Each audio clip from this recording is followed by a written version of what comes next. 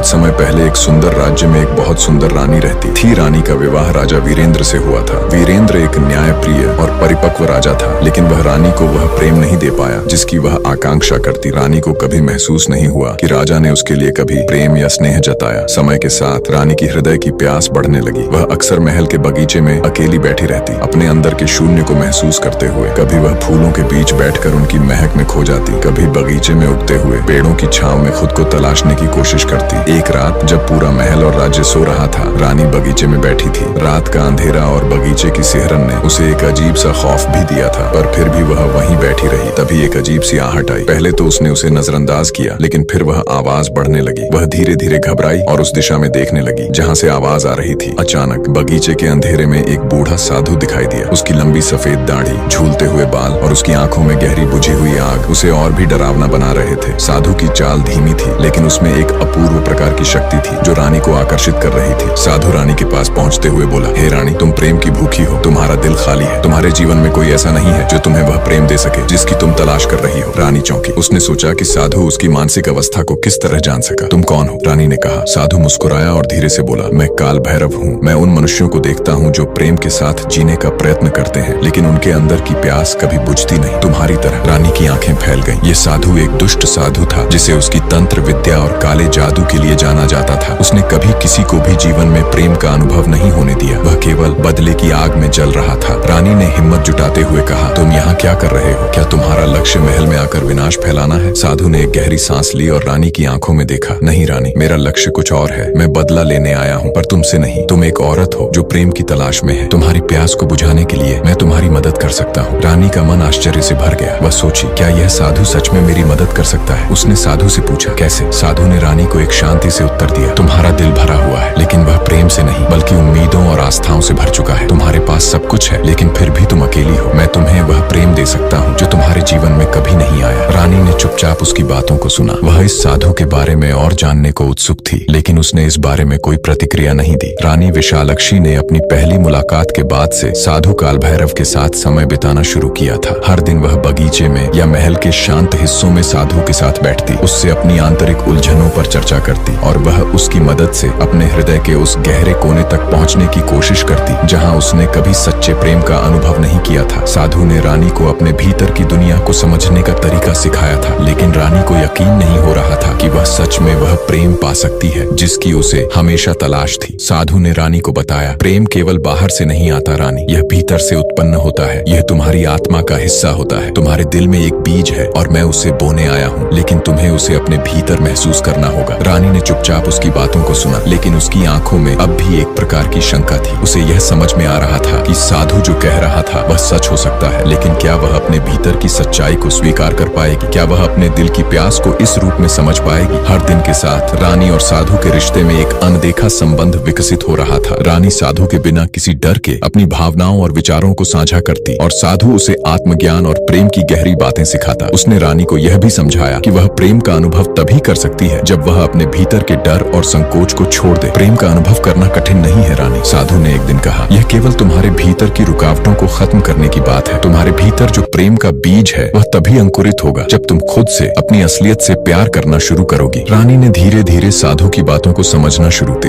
एक दिन महल के दरबार में एक बड़ी सभा हुई जिसमें राज्य के प्रमुख मंत्रियों और सैन्य अधिकारियों ने रानी से सीधे तौर पर पूछा, रानी, हमें राज्य में नया नेतृत्व और मार्गदर्शन चाहिए। आप राज्य के भविष्य के बारे में क्या सोचती हैं? यह सवाल रानी के लिए चुनौतीपूर्ण था। वह अपने दिल की आवाज को सुन रही थी जो कह रही थी कि राज्य का पुनर्निर्माण और सुधार सिर्फ सत्ता में बदलाव से नहीं हो सकता। उसे लगता था कि अगर राजा वीरेंद्र और राज्य के लोग प्रेम और शांति के साथ कार्य करें तो स्थिति सुधर सकती है, लेकिन यह विचार महल के अन्य मंत्रियों और अधिकारियों के दृष्टिकोण से बिल्कुल भिन्न था। रानी के मन में एक संघर्ष था। क्या वह साधु के साथ बिताए गए समय से प्राप्त आत्मज्ञान को राज्य की सेवा में लाएगी या फिर वह शक्ति के खेल में फंसकर पुरानी नीतियों और संघर्षों में उलझेगी? तभी एक और अप्रत्याशित घटना घटी। महल के बाहर अजनबी लोग आ गए थे जो अपनी तंत्र विद्या और अंधविश्वास के बारे में चर्चा कर रहे थे। यह लोग किसी नए संप्रदाय के सदस्य थे और उनका उद्देश्य रानी के आत्मज्ञान और साधु काल भैरव के प्रभाव को चुनौती देना था। उनका दावा था कि रानी के साथ साधु का संबंध केवल एक दुष्ट जादू था और इसे समाप्त करना आवश्यक था। साधु के प्रभाव को चुनौती देने वाले ये लोग महल में तंत्र विद्या के उपयोग के लिए प्रसिद्ध थे और और उनका उद्देश्य रानी के परिवर्तन को रोकना था। उनका मानना था कि रानी का आत्मिक प्रेम राज्य के लिए हानिकारक हो सकता था और इसे विनाश की ओर ले जा सकता था। रानी को अब केवल अपनी आंतरिक शांति और प्रेम का परीक्षण नहीं करना था, बल्कि उसे बाहरी दुनिया से आने वाले इन दबावों का भी सामना करना था। रानी ने साधु से इस स्थिति पर चर्चा की। साधु, क्या मुझे अपने प्रेम और आंतरिक शांति के साथ अपने राज्य का मार्गदर्शन करना चाहिए या मुझे इन बाहरी दबावों को स्वीकार करना चाहिए? रानी ने पूछा। साधु ने गहरी सांस ली और कहा, रानी, तुम वह शक्ति हो जो संसार को प्रेम और शांति का मार्ग दिखा सकती हो, लेकिन तुम्हें यह समझना होगा कि हर रास्ता आसान नहीं होता। कभी कभी तुम्हें बाहरी संघर्षों का सामना करना पड़ेगा। यह तुम्हारे अंदर की शक्तियों को परखने का समय है। तुम जिस प्रेम का अनुभव कर रही हो वही तुम्हारे राज्य को भी बदल सकता है, लेकिन यह शक्ति तभी प्रकट होगी जब तुम अपनी आंतरिक शांति को बनाए रखोगी। उसका आंतरिक संघर्ष ही सबसे महत्वपूर्ण था। उसे समझ में आ गया था कि वह सिर्फ एक रानी नहीं थी, बल्कि एक शांति और प्रेम की प्रतीक बन चुकी थी। वह न केवल खुद के लिए बल्कि अपने राज्य के लिए भी जिम्मेदार थी। महल के बाहर साधु और रानी के संबंधों पर कड़ी निगरानी रखी जा रही थी। विरोधी नेता और मंत्रियों के दबाव के बावजूद रानी ने अपना कर्तव्य निभाने का निर्णय लिया। वह अब केवल अपनी आंतरिक शांति और प्रेम पर नहीं, बल्कि अपने राज्य के भविष्य पर भी ध्यान दे रही थी। रानी के दिल में यह बात साफ थी, अगर उसे राज्य में सच्चे बदलाव लाने थे तो उसे खुद में एक संतुलन बनाए रखना होगा, जहां प्रेम और सत्ता दोनों एक साथ चल सके। रानी विशालक्षी के जीवन में अब तक कई मोड़ आए थे, लेकिन अब वह एक ऐसे मोड़ पर खड़ी थी जहां उसे अपने आत्मिक ज्ञान, प्रेम और कर्तव्यों के बीच संतुलन बनाने की वास्तविक चुनौती का सामना करना था। राज्य में बढ़ते राजनीतिक उथल पुथल, बाहरी दबाव और महल के अंदर चल रहे विरोधी षड्यंत्र रानी के लिए कठिनाइयां पैदा कर रहे थे। साधु काल भैरव से मिला आत्मज्ञान अब रानी के लिए एक भंवर जैसा बन चुका था। वह समझती थी कि प्रेम को आत्मा से समझना और उसे आंतरिक रूप से अनुभव करना जरूरी है, लेकिन क्या राज्य के कल्याण के लिए उसे अपनी व्यक्तिगत आंतरिक शांति को खतरे में डालना चाहिए? महल में सत्ता संघर्ष तीव्र हो गया था। राजा वीरेंद्र की स्थिति अब पूरी तरह से कमजोर हो चुकी थी और मंत्रियों और अधिकारियों ने उसे अप्रभावी मान लिया था। वे रानी विशालक्षी को नेतृत्व की दिशा में एक नए रूप में देख रहे थे, लेकिन रानी खुद को उस स्थिति में नहीं देख पा रही थी। वह जानती थी कि राज्य को सही मार्गदर्शन की आवश्यकता थी, लेकिन क्या वह अपने व्यक्तिगत प्रेम और आत्मिक शांति को त्याग कर यह नेतृत्व संभाल सकती थी? एक दिन महल में एक अत्यंत महत्वपूर्ण सभा हुई। इसमें राज्य के प्रमुख अधिकारी और मंत्री शामिल थे। सभी का ध्यान इस बात पर था कि रानी को राजा वीरेंद्र की जगह लेने के लिए तैयार किया जाए, क्योंकि राज्य की स्थिति सुधारने के लिए नए नेतृत्व की आवश्यकता थी। सभा के दौरान एक वरिष्ठ मंत्री ने रानी से सीधा सवाल किया, रानी, आप अपने भीतर के बदलावों और साधु के साथ अपने संबंधों के बारे में सोच चुकी हैं, लेकिन क्या आप राज्य की जिम्मेदारियों को संभालने के लिए तैयार हैं? क्या आप हमें नेतृत्व देने का सामर्थ्य रखती हैं? रानी ने गहरी सांस ली और अपने भीतर के संघर्ष को महसूस किया। उसे याद आया वह समय जब साधु ने कहा था कि प्रेम और सत्ता दोनों को संतुलित करने की क्षमता उसकी आत्मा में है। वह खुद को इस समय उस स्थिति में महसूस कर रही थी जहां उसे प्रेम और कर्तव्य के बीच एक निर्णायक कदम उठाना था, लेकिन क्या उसे यह कदम उठाने की सही स्थिति थी? क्या वह अपने दिल की आवाज को पूरी तरह से सुन सकती थी या फिर उसे बाहरी दुनिया की जरूरतों के हिसाब से फैसला लेना चाहिए? उस सभा में उपस्थित सभी लोग उसकी ओर देख रहे थे। रानी ने चुप रहकर थोड़ी देर तक विचार किया, फिर उसने साधु काल भैरव के शब्दों को याद किया जो कहता था, प्रेम आत्मा की शक्ति है और जब वह शक्ति व्यक्त होती है तो वह बाहरी दुनिया को भी बदल सकती है। तुम्हारे भीतर वह प्रेम है जो इस राज्य को नई दिशा दे सकता है, लेकिन यह तुम्हारे दिल में बसा है। तुम्हें इसे बाहर लाने का निर्णय स्वयं करना होगा। रानी ने धीरे से अपना सिर उठाया और सभा की ओर देखा। मैं जानती हूँ कि यह राज्य संकट के द्वार से गुजर रहा है, लेकिन मुझे यह भी समझ में आता है कि सत्ता और नेतृत्व का अर्थ सिर्फ अधिकार और शक्ति में नहीं है। प्रेम और न्याय के साथ नेतृत्व करना यही असली मार्ग है। सभा में कुछ क्षण के लिए सन्नाटा छा गया। रानी का निर्णय सभी के लिए चौंकाने वाला था। वह अब खुद को सिर्फ एक रानी के रूप में नहीं देख रही थी, बल्कि एक मार्गदर्शक के रूप में देख रही थी जो राज्य की हर एक समस्या का समाधान प्रेम और समझ से ढूंढ सकती थी। यह समय था जब रानी ने अपने आंतरिक प्रेम को बाहरी दुनिया में व्यक्त करने का निर्णय लिया। वह यह जान चुकी थी कि उसका प्रेम ही उसे इस संकट से उबार सकता है और यही प्रेम उसके राज्य के लिए